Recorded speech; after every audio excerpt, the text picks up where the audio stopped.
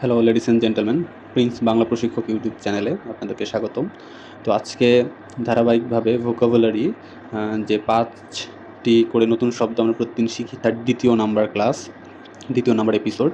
তো আজকে আমরা সব মিলিয়ে 5টি নতুন ভোকাবুলারি শিখব, সাথে বোনাস হিসেবে একটা নতুন ওয়ার্ড আর কি বোনাস হিসেবে শিখব। তো স্বাভাবিকভাবে গত ক্লাসটাতে যে নির্বাচন রিলেটেড এবং সরকার রিলেটেড আমরা কিছু ভোকাবুলারি দিয়েছিলাম, সেটি উপরেই আছে। গভর্নেন্স, শাসন ব্যবস্থা, লেজিসলেচার আইনসভা, জুডিশিয়ারি বিচার বিভাগ, রেফারেন্ডাম গণভোট, অর্ডিন্যান্স অধ্যাদেশ। তো আজকে নতুন যে 5টি নতুন ওয়ার্ড, নতুন ভোকাবুলারি, সেগুলো আমি লিখছি। এর মধ্যে আমি যদি একটু জুম করি, অ্যামেন্ডমেন্ট মানে হচ্ছে সংশোধনী।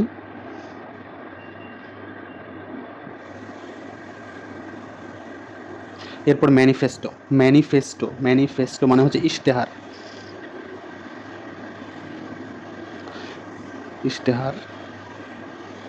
ইশতেহার মানে হচ্ছে কোনো রাজনৈতিক দল, সাধারণভাবে যদি বোঝা, কোনো রাজনৈতিক দল তাদের যে ম্যান্ডেট বা তাদের যে নির্বাচিত সরকার হওয়ার পরে যা যা করবে সেটার একটা লিখিত দেয়, সেটাকে নর্মাল ইশতেহার বলে।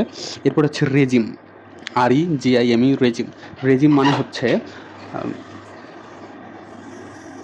শাসক গোষ্ঠী। রেজিম মানে শাসক গোষ্ঠী। এরপরে হচ্ছে লেজিটিমেসি মানে হচ্ছে বৈধতা, কোনো কিছুর বৈধতা।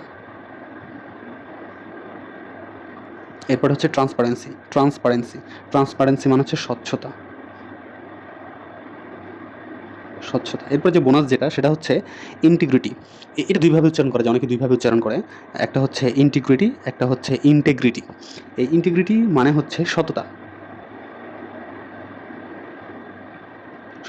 তো অ্যামেন্ডমেন্ট মানে সংশোধনী, ম্যানিফেস্টো ইশতেহার, রেজিম শাসক গোষ্ঠী, লেজিটিমেসি বৈধতা, ট্রান্সপারেন্সি স্বচ্ছতা, ইন্টিগ্রিটি সততা। তো এগুলো যদি আমরা এখন সিলেবল করে পড়ি বা অনেক তাড়াতাড়ি মুখস্থ করতে চাই, সেই ক্ষেত্রে আমরা যেভাবে পড়তে পারি, এর আগে আমরা যেটা করেছিলাম, গভর্নেন্সগুলো আমরা সিলেবলের মাধ্যমে দেখিয়েছিলাম। তো এটা যদি আমি দেখাই, প্রথমে যদি আমি অ্যামেন্ডমেন্টের চিন্তা করি, অ্যামেন্ডমেন্ট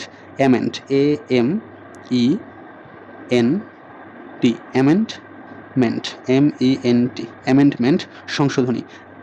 সিলেবল করে আমি পড়ছি, অ্যামেন্ডমেন্ট মানে সংশোধনী। এরপর ম্যানিফেস্টো, ম্যানিফেস্টো ম্যানিফেস্টো। আমি যখন অর্ধেক করে পড়ছি তখন আমার মাথায় এটা ভালোভাবে গেঁথে যাচ্ছে। এরপর হচ্ছে রেজিম, রেজিম শাসক গোষ্ঠী। লেজিটিমেসি, লেজিটিমেসি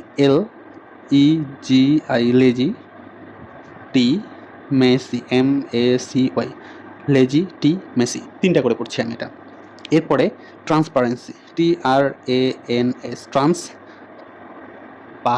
RENCY, এটা দুইটাও করা যায়, ট্রান্সপারেন্সি অথবা ট্রান্সপারেন্সি। আমরা যত সিলেবল করে পড়বো তত আমাদের মাথায় বেশি মনে থাকবে, তত বেশি মনে রাখা যাবে এটা। এরপরে লাস্ট যেটা 6 নম্বরটা বোনাস, যেটা ইন্টিগ্রিটি,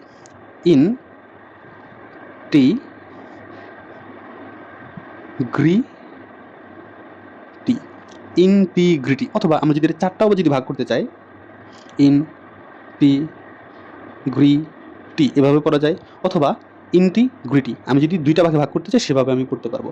এটা নির্ভর করে আমি কতটা ভাগে পড়তে চাই, কত অংশ আমি ক্ষুদ্র করে নিয়ে মুখস্থ করতে পারি, সেটার উপর নির্ভর করে এটা। তো আজকে আমরা এই 6টা যে ভোকাবুলারি, সেই 6টা ভোকাবুলারি শিখলাম। তো এগুলো আমরা যেভাবে নর্মালি পড়বো, এই ভিডিওটা দেখার পরে যখন আপনারা এগুলো দেখে তুলবেন খাতার মধ্যে, ঠিক এভাবেই তুলবেন। এইভাবে তোলার একটা ভালো দিক, সেই দিকগুলো আমি কয়েকটা ভিডিও দেওয়ার পরে তখন আমি বলবো যে আমরা আরও কীভাবে পড়বো। তো আপাতত নোট খাতাতে আমরা এই সাইড যেভাবে আমি লিখেছি সেভাবেই তুলবো, সেভাবে তুললে আমাদের বেশি মনে থাকবে। আর এটার যে মনে থাকার যে বৈজ্ঞানিক উপায় থেকে শুরু করে আসলেই মনে থাকে কি না, এই বিষয়টাও আমি আরেকটা ভিডিওতে বলবো। তাহলে আমরা যদি আরেকবার রিভাইজ দিই, অ্যামেন্ডমেন্ট সংশোধনী, কোনো কিছু সংশোধন করা, অ্যামেন্ডমেন্ট। এরপর হচ্ছে ম্যানিফেস্টো ইশতেহার, রেজিম, রেজিম শাসক গোষ্ঠী। লেজিটিমেসি, লেজিটিমেসি বৈধতা, কোনো কিছুর বৈধতা দান করা যেটাকে বলে বৈধতা। লেজিটিমেসি বৈধতা। ট্রান্সপারেন্সি স্বচ্ছতা, ট্রান্সপারেন্সি স্বচ্ছতা। ইন্টিগ্রিটি, ইন্টিগ্রিটি সততা, ইন্টিগ্রিটি সততা। So thank you for watching this video. এরপরে আমরা ডে 3-তে যাব। ডে 3-তেও আমরা 5টি করে নতুন ভোকাবুলারি শিখব। প্রতিদিন হয়তো বা দেখা যাবে যে আমরা 5টি করেই নর্মালি ভোকাবুলারি শিখব, তার সাথে হয়তো গুরুত্বপূর্ণ 1টা বা 2টা বা 3টা বোনাস ভোকাবুলারিও আমরা দিব। যেদিন সহজ পড়বে আর কি, সেদিন আমরা একটু বোনাস টাইপের দিয়ে দিব। তাহলে সাথে সাথে 1টা বা 2টা করে যদি প্রতিদিন আমরা বেশি ভোকাবুলারি শিখি 5টার পাশাপাশি, তাহলে এটা আমাদের জন্য ভালো একটা সুফল বয়ে আনবে। Thank you.